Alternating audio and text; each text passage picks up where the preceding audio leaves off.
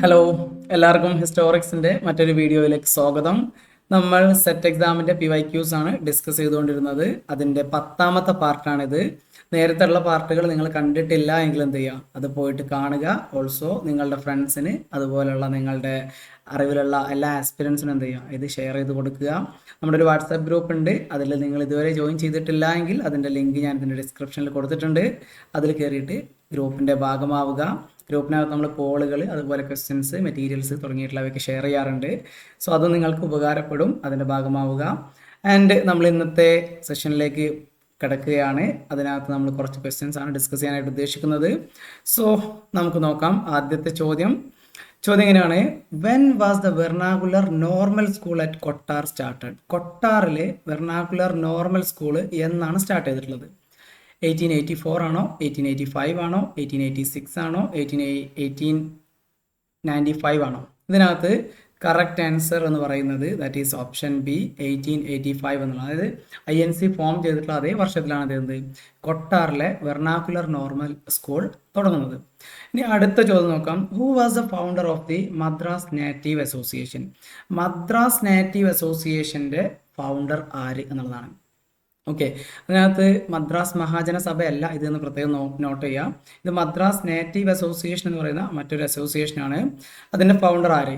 വെങ്കട്ടരത്നം Naidu, Anand Charlu, Annie Besant, ഗജലു Lakshmi നരസു Chetty. ഇതിനകത്ത് correct answer എന്ന് പറയുന്നത് ഓപ്ഷൻ ഡി ആണ്. ഓക്കെ, ഗജലു ലക്ഷ്മി നരസു ചെട്ടി എന്ന് പറയുന്ന അദ്ദേഹമാണ് 1852-ലാണ് 1852-ലാണ് ചെയ്തിട്ടുള്ളത്. അദ്ദേഹം ഈ മദ്രാസ് നേറ്റീവ് അസോസിയേഷൻ ഫോം ചെയ്തിട്ടുള്ളത് 1852, 1852-ലാണ് ഫോം ചെയ്തിട്ടുള്ളത്. ഇനി അടുത്ത ചോദ്യം നോക്കാം. Of the following who was called the South Indian Tilak? ഇതിനകത്ത് സൗത്ത് ഇന്ത്യൻ തിലക് എന്നറിയപ്പെട്ടിരുന്നത് ആര്? ജി സുബ്രഹ്മണ്യ അയ്യരാണോ, സുബ്രഹ്മണ്യ ശിവയാണോ, VO ചിദംബരം പിള്ളയാണോ, അല്ല സുബ്രഹ്മണ്യ ഭാരതിയാണോ? ഇവിടെ കറക്റ്റ് ആൻസർ എന്ന് പറയുന്നത് option C, VO Chidambaram Pillai എന്നുള്ളതാണ്. അദ്ദേഹത്തിനെയാണ് സൗത്ത് ഇന്ത്യൻ തിലക് എന്നറിയപ്പെടുന്നത്. അതിൻ്റെ കാരണം എന്ന് പറയുന്നത് തിലകിൻ്റെ മഹാരാഷ്ട്രയിലെ ആക്ടിവിറ്റീസ് സൗത്ത് ഇന്ത്യയിൽ പ്രധാനമായിട്ടും പോപ്പുലറൈസ് ചെയ്തിരുന്നത് VO ചിദംബരം പിള്ളയാണ്. അല്ലെങ്കിൽ തിലകുമായിട്ട് അദ്ദേഹത്തിനുണ്ടായിരുന്ന അടുപ്പത്തിനൊക്കെ കണക്ട് ചെയ്തിട്ടാണ് ശരിക്കും സൗത്ത് ഇന്ത്യൻ തിലക് എന്ന് VO ചിദംബരം പിള്ളനെ അറിയപ്പെട്ടിട്ടുണ്ടായിരുന്നത്. അടുത്തൊരു ചോദ്യം നോക്കാം. The first labour movement in the Madras presidency was started by? ആരാണ് മദ്രാസ് പ്രസിഡൻസിയിൽ ആദ്യമായിട്ട് ലേബർ മൂവ്മെന്റ് തുടങ്ങിയത് എന്നുള്ളതാണ്. BP വാഡിയാണോ, ആനന്ദ് ചാർലു ആണോ, തിരുവി കളൈസുന്ദരാറാണോ, ഡോക്ടർ വരദരാജു നായിഡു ആണോ? ഇതിനകത്ത് കറക്റ്റ് ആൻസർ എന്ന് പറയുന്നത് ഓപ്ഷൻ എ, BP വാഡിയ എന്നുള്ളതാണ്. അദ്ദേഹമാണ് മദ്രാസിൽ ആദ്യമായിട്ടൊരു ലേബർ മൂവ്മെന്റ് തുടങ്ങുന്നത്. ഇനി അടുത്തൊരു ചോദ്യം നോക്കാം. Name the nationalist who propounded the train theory? ഇത് പിന്നെ നമുക്ക് എല്ലാവർക്കും ഏത് ഉറക്കത്തിൽ എണീപ്പിച്ച് ചോദിച്ചു കഴിഞ്ഞാലും കിട്ടുന്ന ഒരു ചോദ്യം തന്നെയാണ്. സോ ഇന്ത്യയിൽ നിന്ന് ബ്രിട്ടനിലേക്ക് സമ്പത്ത് ട്രെയിൻ ചെയ്യുന്നതുമായിട്ട് ബന്ധപ്പെട്ട തിയറി ഡെവലപ്പ് ചെയ്ത ആര് എന്നുള്ളതാണ്. So option A Dadabhai Naoroji, option B Ramesh Chandra Dutt, option C Surendranath Sen, option D Baden Powell. ഇവിടെ കറക്റ്റ് ആൻസർ എന്നുള്ളത് ഒരു സംശയത്തിന്റെ ആവശ്യമില്ല, ദാറ്റ് ഈസ് ദാദാഭായ് നവറോജി എന്നുള്ളതാണ്. അദ്ദേഹമാണ് ട്രെയിൻ തിയറി ഡെവലപ്പ് ചെയ്തിട്ടുണ്ടായിരുന്നത്. വെൽബി കമ്മീഷന്റെ മുൻപിലാണ് എന്ത് ചെയ്തിട്ടുള്ളത്, അദ്ദേഹം അത് അവതരിപ്പിച്ചിട്ടുണ്ടായിരുന്നത്. ആൻഡ് അദ്ദേഹത്തിന്റെ പുസ്തകം എന്ന് പറയുന്നത് അറിയുന്നുണ്ടായിരിക്കും, poverty and unbritish rule in India എന്നുള്ളതാണ്. അൺബ്രിട്ടീഷ് റൂൾ ഇൻ ഇന്ത്യ എന്നുള്ളതാണ് ദാദാഭായ് നവറോജിയുടെ പുസ്തകം. അതിനകത്താണ് ഈ ഒരു ട്രെയിൻ തിയറി അദ്ദേഹം ഡെവലപ്പ് ചെയ്യുന്നത്. നേരത്തെ അത് വെൽബി കമ്മീഷന് മുൻപിൽ അദ്ദേഹം അവതരിപ്പിച്ചിട്ടുണ്ടായിരുന്നു. അതിനകത്ത് പല രീതിയിൽ ഇന്ത്യയിൽ നിന്ന് സമ്പത്ത് ബ്രിട്ടനിലേക്ക് ഒഴുകുന്നു എന്നൊക്കെയാണ് അദ്ദേഹം പറയുന്നത്. ഓക്കെ, നമ്മളൊരു PYQ ആയതുകൊണ്ടാണ് കൂടുതൽ ഡീറ്റെയിലേക്ക് പോകാത്തത് കേട്ടോ. നമ്മൾ കൂടുതൽ ക്വസ്റ്റ്യൻ ഡിസ്കഷൻ എന്നുള്ളതാണ് ഫോക്കസ് ചെയ്യുന്നത്, അതുകൊണ്ടാണ് ഭയങ്കര ഡീറ്റെയിലേക്ക് പോകാത്തത്. പിന്നെ അടുത്തൊരു ചോദ്യം നോക്കാം. Who said in 1907 at the Marina beach plant a tree and water it by your blood? അതായത് ഒരു ട്രീ ട്രീ പ്ലാന്റ് ചെയ്തിട്ട് അതിന് നിങ്ങൾ എന്ത് ചെയ്യാം, നിങ്ങളുടെ ബ്ലഡ് വെച്ചിട്ട് വെള്ളം ഒഴിക്കുക എന്നുള്ള രീതിയിൽ പറഞ്ഞത് ആര് എന്നുള്ളതാണ്. 1907 ബാൽ ഗംഗാധർ തിലകാണോ, ബിപിൻ ചന്ദ്രപാൽ ആണോ, ലാലാ ലജ്പത് റായ് ആണോ, സുഭാഷ് ചന്ദ്രബോസ് ആണോ? ഇവിടെ കറക്റ്റ് ആൻസർ എന്ന് പറയുന്നത് that is option B, Bipin Chandra Pal ആണ് ചെയ്തിട്ടുള്ളത്. പ്ലാന്റ് എ ട്രീ എന്നൊക്കെ പറഞ്ഞിട്ട് അതിന് നിങ്ങളുടെ രക്തം കൊണ്ട് വെള്ളം തളിക്കണം എന്നുള്ളതൊക്കെ പറഞ്ഞത് ആരാണ്? ബിപിൻ ചന്ദ്രപാലാണ് മറീന ബീച്ചിൽ അദ്ദേഹം അങ്ങനെ പറഞ്ഞിരുന്നു 1907 എന്നുള്ളതാണ്. Name the ship used by the Raj to transport political prisoners to the Andamans in 1909. ആൻഡമാനിൽ നമുക്ക് എല്ലാവർക്കും അറിയാം, ആൻഡമാനിലെ സെല്ലുലാർ ജയിൽ അല്ലെങ്കിൽ കാലാപാനി എന്നുള്ളത്, അവിടേക്ക് ആൾക്കാരെ കൊണ്ടുപോയിരുന്ന ഷിപ്പിന്റെ പേരെന്താണെന്നുള്ളതാണ് ചോദ്യം. മഹാറാണിയാണോ, മെയ്ഫ്ലവർ ആണോ, മഹാരാജയാണോ, ടൈറ്റൻ ആണോ? ഇവിടെ കറക്റ്റ് ആൻസർ എന്ന് പറയുന്നത് ഓപ്ഷൻ സി മഹാരാജ എന്നുള്ളതാണ്. സോ മഹാരാജയാണ്, ആ ഷിപ്പിന്റെ പേര് മഹാരാജ എന്നായിരുന്നു. അതിലാണ് ആൻഡമാനിലേക്ക് തടവ് പുള്ളികളെ കൊണ്ടുപോയിരുന്നത്.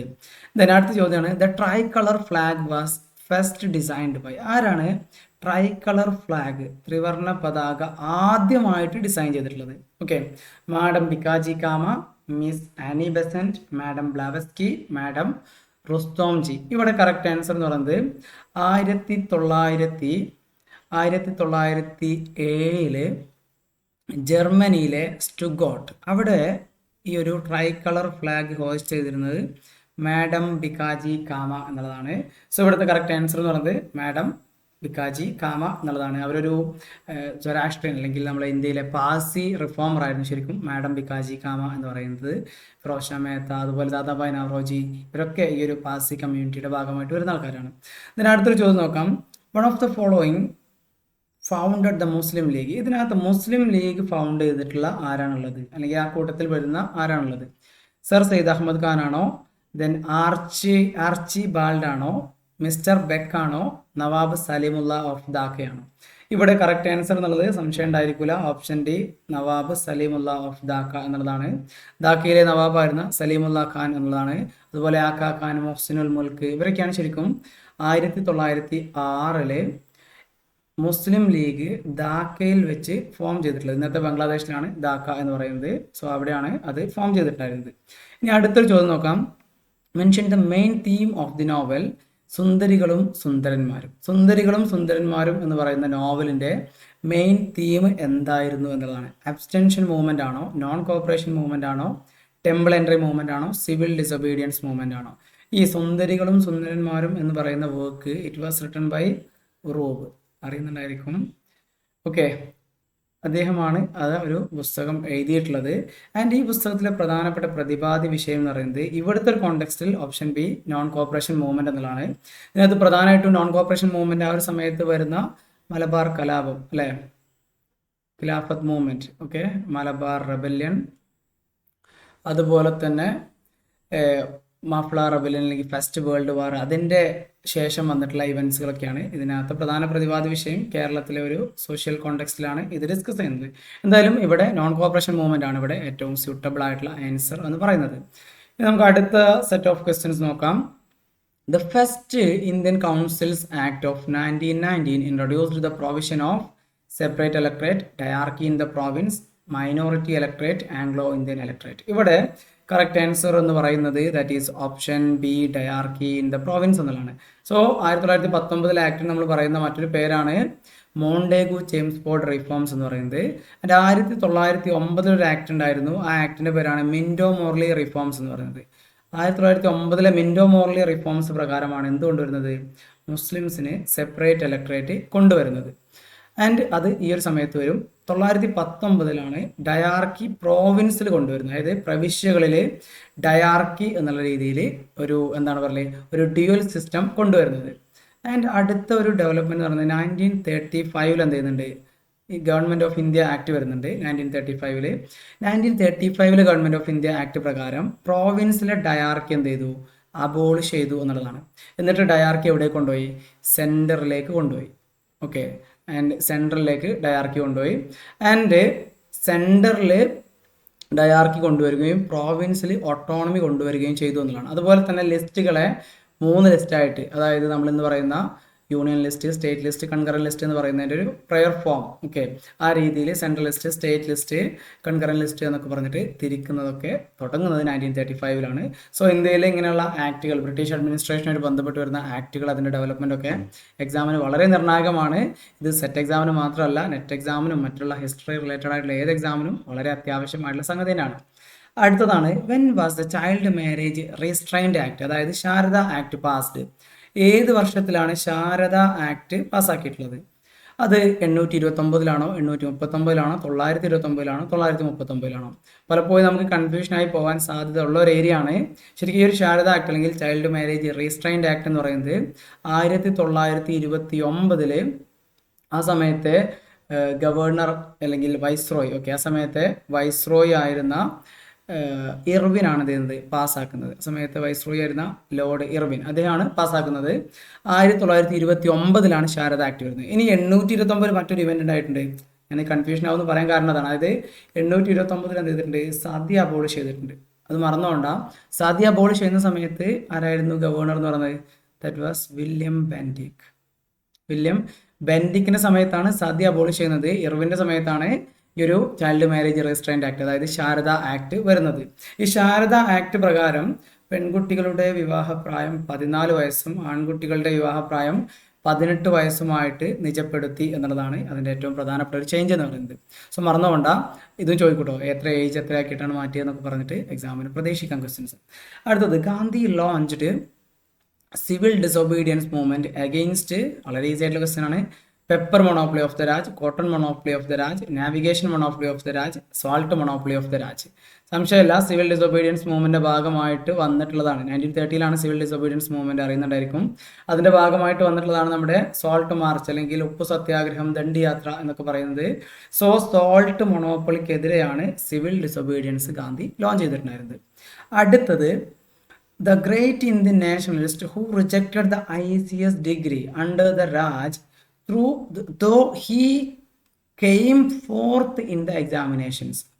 അതായത് എക്സാമിൽ 4ാം സ്ഥാനം കിട്ടിയിട്ടും ഈ ഒരു ഇന്ത്യൻ സിവിൽ സർവീസ് എന്നുള്ളത് ഒഴിവാക്കിയ നാഷണലിസ്റ്റ്, ദേശസ്നേഹി ആര് എന്നുള്ളതാണ്? ജഗദീഷ് ചന്ദ്ര ബോസ്, രാജ് ബിഹാരി ഘോഷ്, സുരേന്ദ്രനാഥ് ബാനർജി, സുഭാഷ് ചന്ദ്ര ബോസ്. ഇവിടെ കറക്റ്റ് ആൻസർ എന്ന് പറയുന്നത് ദാറ്റ് ഈസ്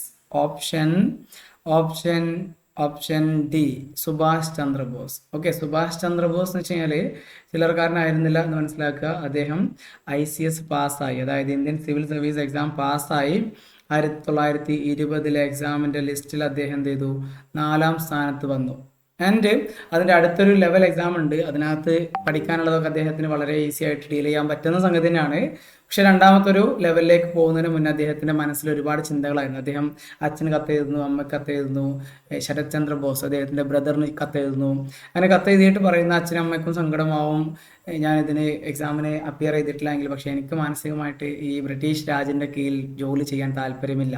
എക്സാം എനിക്ക് കിട്ടും, പുല്ലാണ്, പക്ഷേ എനിക്ക് വരെ ജോലി വേണം എന്ന ആഗ്രഹമില്ല എന്നൊക്കെ പറഞ്ഞ് ബ്രദറിന് കത്തെഴുതുന്നുണ്ട്. കുറേ ആശയക്കുഴപ്പത്തിന് ശേഷം അവസാനം അദ്ദേഹം എന്ത് ചെയ്യുന്നുണ്ട്, അദ്ദേഹം 1921 അദ്ദേഹം എന്താണ് പറയുക, അതിൽ നമ്മുടെ സെക്രട്ടറി ഓഫ് സ്റ്റേറ്റ് ആയിരുന്ന എഡ്വിൻ മോണ്ടേഗു, ഓക്കെ, മോണ്ടേഗുവിന് അദ്ദേഹം കത്തെഴുതാണ് ചെയ്തിട്ടുള്ളത്. എന്നെ ആ ലിസ്റ്റിൽ നിന്ന് വെട്ടിക്കോളി, ഞാൻ നിങ്ങളെ ജോലിക്കില്ല എന്ന് പറഞ്ഞ് അദ്ദേഹം എഴുതി കൊടുത്തിട്ട് പോരാണ് ചെയ്തിട്ടുള്ളത് എന്നാണ് ചരിത്രം. അടുത്തത്, in which year Rajaji announced his idea of A separate Pakistan. ഏത് വർഷത്തിലാണ് രാജാജി അദ്ദേഹത്തിൻ്റെ സെപ്പറേറ്റ് പാകിസ്ഥാനുള്ള ഐഡിയ എന്നുള്ളത് മുന്നോട്ട് വെച്ചിട്ടുള്ളത്? 1942 ഫെബ്രുവരി ആണോ, 1943 ഫെബ്രുവരി ആണോ, 1944 ഫെബ്രുവരി ആണോ, 1945 ഫെബ്രുവരി ആണോ? അതായത് ഇതാണ് നമ്മൾ രാജാജി ഫോർമുല എന്ന് പറയുന്നത്. Okay, C Rajagopalachari. എന്തായാലും ഇവിടുത്തെ കറക്റ്റ് ആൻസർ എന്ന് പറയുന്നത് ഓപ്ഷൻ സി, ഫെബ്രുവരി 1944 എന്നുള്ളതാണ്.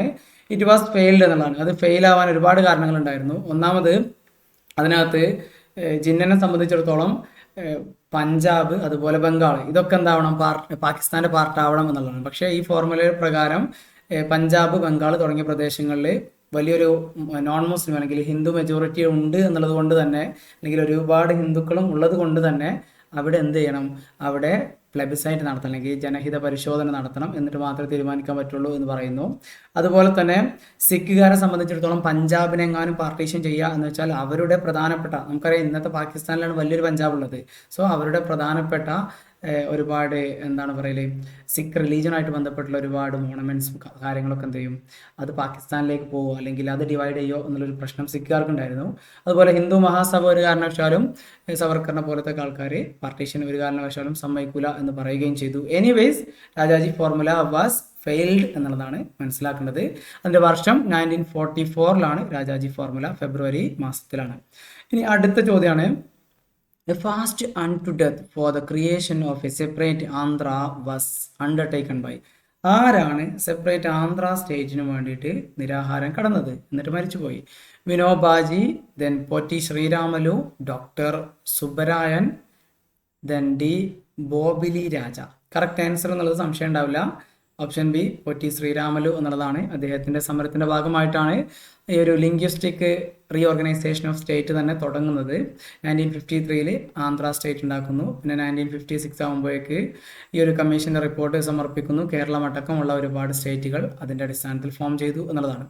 ഇനി അടുത്തൊരു ചോദ്യമാണ്, which one of the following overcame the Gwalior Rajmata's hesitation in signing the instrument of accession with the Indian union? അതായത് ഗോളിയോറിലെ രാജമാത, നമുക്ക് രാജമാത ഇപ്പോൾ നമുക്ക് ഭയങ്കര ഫേമസ് ആണ്, നമ്മൾ എന്താണ് ഫിലിമുകളൊക്കെ കണ്ട് പരിചയപ്പെട്ടതാണ്, ബാഹുബലിയൊക്കെ കണ്ടിട്ട്. എന്തായാലും ഈ ഗോളിയോറിൽ രാജമാത ഉണ്ടായിരുന്നു. അതായത് രാജാവിൻ്റെ അമ്മ, അവിടുത്തെ രാജാവ് എന്ന് പറയുന്നത് മഹാരാജ ജിവാജി റാവ് സിന്ധ്യ എന്നുള്ളതാണ്. ഗോളിയോറിലെ സിന്ധ്യകളാണ്.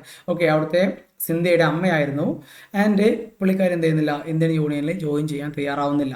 ഈ ഒരു ഘട്ടത്തിൽ അവരുടെ അടുത്ത് കുറേ കാര്യങ്ങളൊക്കെ പറഞ്ഞ് കൺവിൻസ് ചെയ്ത് അവരെ നിർബന്ധിച്ച് ഇതിനകത്തേക്ക് ചേർത്തിയതിൻ്റെ ക്രെഡിറ്റ് ആർക്കാണ് കിട്ടിയത് എന്നുള്ളതാണ്. അതാരാണ് അതിൻ്റെ അവകാശി? സർദാർ കെ എം പണിക്കറാണോ, കെ പി മേനോനാണോ, വി കെ മേനോനാണോ, വി പി മേനോനാണോ? കറക്റ്റ് ആൻസർ എന്ന് പറയുന്നത് option D V P Menon എന്നുള്ളതാണ്. ജവഹർലാൽ നെഹ്റു മിനിസ്ട്രിയുടെ അകത്ത് എന്താണ് പറയല്, അല്ലെങ്കിൽ സോറി മിനിസ്ട്രി എന്നല്ല, ആ സമയത്ത് നമ്മുടെ എന്താണ് ഇൻ്റഗ്രേഷൻ ഓഫ് പ്രിൻസ്ലി സ്റ്റേറ്റുമായിട്ട് ബന്ധപ്പെട്ട് സർദാർ വല്ലഭായ് പട്ടേലിൻ്റെ നേതൃത്വത്തിൽ അല്ലെങ്കിൽ പട്ടേലിൻ്റെ എന്താണ് അണ്ടറിൽ പ്രവർത്തിച്ചിരുന്നതാണ് വി പി മേനോൻ എന്ന് പറയുന്നത്. ഇനി അടുത്തത്, the first Indian constitutional amendment was intended to. അതായത് ആദ്യത്തെ ഇന്ത്യയുടെ കോൺസ്റ്റിറ്റ്യൂഷണൽ അമെൻമെൻറ്റ് നടക്കുന്നത് 1951 ഓക്കെ, 1951 നെഹ്റു കോൺസ്റ്റിറ്റ്യുവൻസിയുടെ കീഴിലാണ്. ആൻഡ് ഈ ഒരു അമെൻമെൻറ്റ് എന്തിനു വേണ്ടിയിട്ടായിരുന്നു? To empower states to make provision for protecting the backward classes. To empower state to make provision for protecting the STs only. Then അടുത്തത് to empower the states to deal with anti-national activity, to empower the states to meet emergency situations. ഇവിടുത്തെ correct answer എന്ന് പറയുന്നത് option A, to empower states to make provisions for protecting the backward classes including SCs STs. ഇവിടെ only SC/ST എന്ന് പറഞ്ഞാൽ ശരിയാവില്ല, കാരണം മറ്റുള്ള backward കമ്മ്യൂണിറ്റീനെ കൂടി അവിടെ അതിനകത്തേക്ക് കൊണ്ടുവരണം എന്നുള്ളതാണ്. സോ ഇത് പ്രകാരം ദ അമെൻഡഡ് ആർട്ടിക്കിൾ 15 ഓക്കെ, അത് പ്രകാരം ആർട്ടിക്കിൾ 15(4) എന്നുള്ളൊരു അമെൻഡഡ് എന്താണ് പറയുക, അല്ലെങ്കിൽ അതിനകത്താണ്, അല്ലെങ്കിൽ ആർട്ടിക്കിൾ 15 അമെൻമെൻറ്റ് നടത്തിയിട്ടുണ്ടായിരുന്നത് മനസ്സിലാക്കുക. 1951 ആൻഡ് ആദ്യത്തെ അമെൻമെൻ്റ് ആയിരുന്നു. ബാക്ക്വേർഡ് ക്ലാസ് SC/ST അടക്കമുള്ള ആൾക്കാർക്കുള്ള പ്രൊവിഷൻസ് പ്രഖ്യാപിക്കാൻ സ്റ്റേറ്റുകൾക്ക് എന്താണ് പറയല്, എംപവർ ചെയ്യുന്ന അല്ലെങ്കിൽ സ്റ്റേറ്റുകൾക്കുള്ള അവകാശം കൊടുക്കുക എന്നുള്ളതാണ് ചെയ്തിട്ടുള്ളത്. അടുത്തത്, a discussion between Nehru and Mrs Beck regarding the third 5-year plan centred around. അതായത് ഈ ഒരു മൂന്നാമത്തെ പഞ്ചവത്സര പദ്ധതി ഏത് വർഷത്തിലായിരുന്നു? 1961 അല്ലെ, 1961 to 1966 വർഷത്തിലാണ്, അല്ലെങ്കിൽ അതാണ് മൂന്നാമത്തെ പഞ്ചവത്സര പദ്ധതിയുടെ കാലഘട്ടം എന്ന് പറയുന്നത്. ഇതിനകത്ത് നെഹ്റുവും മിസ്സിസ് ബേഗും തമ്മിൽ ഡിസ്കഷൻ നടത്തിയ ഏത് ഏരിയയിലാണ്? Children as country's resource, mothers as country's resource, working force as country's resources, then youth as country's resources. ഇവിടെ കറക്റ്റ് ആൻസർ എന്ന് പറയുന്നത് option A, children as country's resource എന്നുള്ളതാണ്. കുട്ടികൾ രാജ്യത്തിൻ്റെ റിസോഴ്സ് ആണ് എന്നുള്ളതായിരുന്നു അതിൻ്റെ ഡിസ്കഷൻ്റെ കോർ എന്ന് പറയുന്നത്. സോ ഇത്രയും ക്വസ്റ്റ്യൻ ആണ് നമ്മൾ ഇന്നത്തേക്ക് ഡിസ്കഷന് വേണ്ടി വെച്ചിട്ടുണ്ടായിരുന്നത്. ഇതുവരെ പറഞ്ഞത് ക്ലിയർ ആണ് എന്ന് വിചാരിക്കുന്നു. ആൻഡ് ഒരു തവണ കൂടി ഓർമ്മിപ്പിക്കാനുള്ളത്, നിങ്ങൾ ഓൾറെഡി നമ്മുടെ ചാനൽ സബ്സ്ക്രൈബ് ചെയ്തില്ല എങ്കിൽ എത്രയും പെട്ടെന്ന് സബ്സ്ക്രൈബ് ചെയ്യുക. ഞാൻ പറയാനുള്ള കാര്യം എന്താണെന്ന് വെച്ചാൽ, പലപ്പോഴും ഞാനൊക്കെ തന്നെ യൂട്യൂബിലൊക്കെ വീഡിയോ വാച്ച് ചെയ്യുന്ന സമയത്ത് ഈ ചാനലിലെ ആളെ സബ്സ്ക്രൈബ് ചെയ്യുക എന്ന് പറയുമ്പോൾ നമ്മൾ സബ്സ്ക്രൈബ് ചെയ്യുക എന്നുള്ള തോട്ട് നമുക്ക് വരില്ല. സോ അത് പറയാത്തത് കൊണ്ട് ഇനി സബ്സ്ക്രൈബ് ചെയ്യാതിരിക്കണ്ട. ചില ആൾക്കാർ പിന്നെ അത് പറഞ്ഞാലും എന്ത് ചെയ്യില്ല, സബ്സ്ക്രൈബ് ചെയ്യില്ല. നമുക്ക് താല്പര്യമുള്ള ചാനലാണെങ്കിൽ മാത്രമേ സബ്സ്ക്രൈബ് ചെയ്യുള്ളൂ. സോ താല്പര്യമില്ലാത്തതാണെങ്കിൽ ഇറ്റ്സ് അപ് ടു യു, നിങ്ങൾ എന്ത് ചെയ്യുക, നിങ്ങളുടെ ഇഷ്ടത്തിനനുസരിച്ച് ചെയ്യുക. സോ ദാറ്റ്സ് ഇറ്റ്, ഞാൻ അവസാനിപ്പിക്കുകയാണ്. അടുത്ത ഒരു സെഷനിൽ മറ്റൊരു ക്വസ്റ്റ്യൻ സെറ്റുമായിട്ട് കാണാം. നമ്മൾ സെറ്റിൻ്റെയും മറ്റുള്ളതിൻ്റെ ഒക്കെ ക്വസ്റ്റ്യൻസ് ചെയ്യുന്നുണ്ട്. അപ്പോൾ അതൊക്കെ നിങ്ങൾക്ക് യൂട്ടിലൈസ് ചെയ്യാൻ പറ്റും എന്നുള്ളതാണ് പറയാനുള്ളത്. എന്തായാലും റെഗുലറായിട്ട് ചാനലിലെ അപ്ഡേറ്റുകൾ ശ്രദ്ധിക്കുക. Thank you.